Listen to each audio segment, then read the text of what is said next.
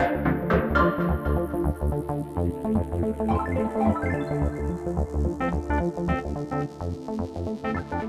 I'm Kenny Colbert with the Employers Association. Thanks for joining me for coffee today.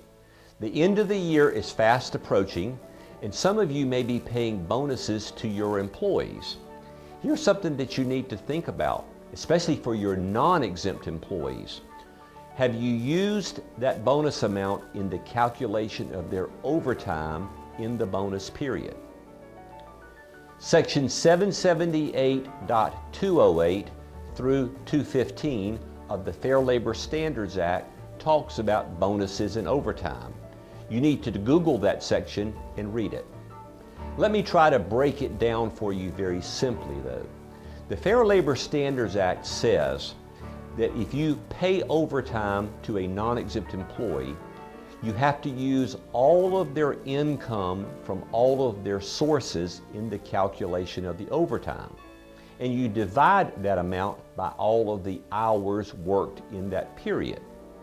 Here's an issue that you need to think about. Suppose you pay a quarterly bonus to an employee. So the bonus is paid several weeks after the quarter closes.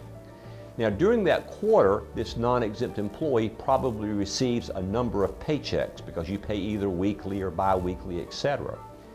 If the non-exempt employee works any overtime, he of course is paid overtime each paycheck.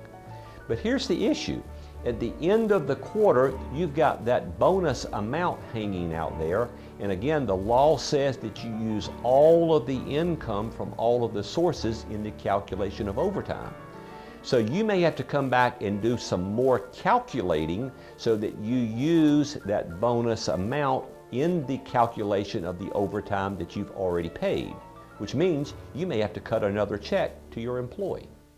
Now, Section 778.208 talks about this, and they talk about discretionary bonuses versus non-discretionary bonuses. Let me explain the difference between the two. A discretionary bonus is a bonus that is not announced in advance, it's not tied to a formula, there's no rhyme or reason for it. A Christmas bonus is a classic example. As long as you're on the payroll, you get a Christmas bonus. You do not have to worry about recalculating overtime for your non-exempt employees for a Christmas bonus or a discretionary bonus. But the bonus to worry about is a non-discretionary bonus. A non-discretionary bonus is announced in advance, it's tied to a formula, and the employee can reasonably expect some type of payout. A classic example of a non-discretionary bonus would be a perfect attendance bonus.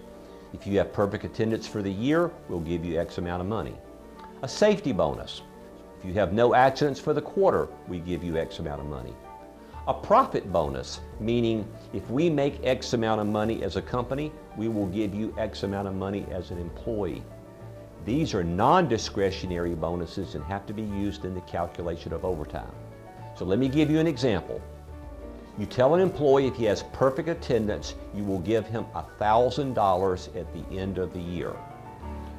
Each pay period throughout the year that he worked overtime, he's already received his overtime amount. But you have to apportion that $1,000 bonus back over the year. So you take the $1,000 divided by all of the hours worked in the year. The key point is you take the bonus amount divided by all of the hours worked in the bonus period. So in this example, you would take $1,000 divided by maybe 2,100 hours that they worked. You then divide that number by 2. You then multiply that number by the number of hours that were worked in the bonus period. And that's the amount of the check that you have to write to the employee, because again, you didn't use the bonus in the calculation of his overtime, and you have to apportion it back over the period in which it was earned. This is a common mistake that companies make when they don't recalculate the bonus amount in the overtime. Don't be found guilty of that.